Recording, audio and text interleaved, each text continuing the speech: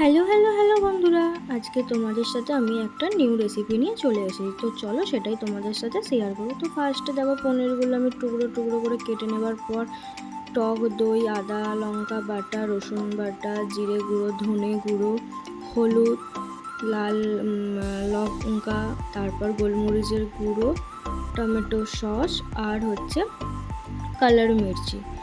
তো সব দিয়ে আমি খুব ভালোভাবে দেখো পনিরটাকে আমি ম্যারিনেট করে নেব। তো খুব ভালোভাবে দেখো মাখিয়ে নিয়েছি। তো ভালো করে মাখিয়ে নেবার পর বেশ কিছুটা আমি সর্ষের তেল ওর মধ্যে অ্যাড করে দিয়েছি। দেওয়ার পর আমি মাখানোর পর আমি রেখে দিয়েছিলাম বেশ কিছুক্ষণ। তারপর আমি গ্যাসের ওভেনটা জ্বেলে নেওয়ার পর আমি কড়াইয়ের মধ্যে সাদা তেল দিয়ে দিয়েছি কিছুটা পরিমাণ। তেলটা খুব ভালোভাবে দেখো আমি গরম করে নিয়েছি। এরপর কিছুটা পরিমাণ কুচনো পেঁয়াজ কিছুটা আমি ভেজে নিয়েছিলাম। খুব একটা গোল্ডেন করব না, পেঁয়াজটা মোটামুটি ভেজে নিয়েছি। তারপর আমি কুচিয়ে রাখা ক্যাপসিকাম সেটাও আমি পেঁয়াজের মধ্যে অ্যাড করে দিয়েছি।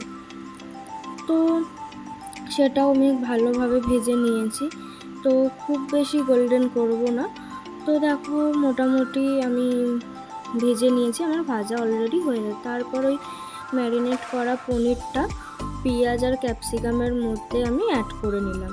দিয়ে খুব ভালোভাবে দেখো আমি নেড়ে নিচ্ছিলাম। পরিমাণ মতন নুন, পরিমাণ মতন একটু চিনি দিয়ে দিয়েছি। দিয়ে খুব ভালোভাবে দেখো আমি নেড়ে চেড়ে নিয়েছি। হ্যাঁ, এটা তোমরা শুধু রুটি, পরোটা, লুচির সাথেও খেতে পারো বা এটা দিয়ে রোলও করতে পারো। তো আমাদের বাড়িতে মানে বাবা দাদা কিছুটা ওরা খেয়েছে রুটি, আর আমি মা মামুনি আমরা খেয়েছি হচ্ছে পনির। ছিল আমার পনির রেসিপিটা। তো তোমরাই বলো কেমন হয়েছে আমার এই রেসিপিটা। টাটা বন্ধুরা।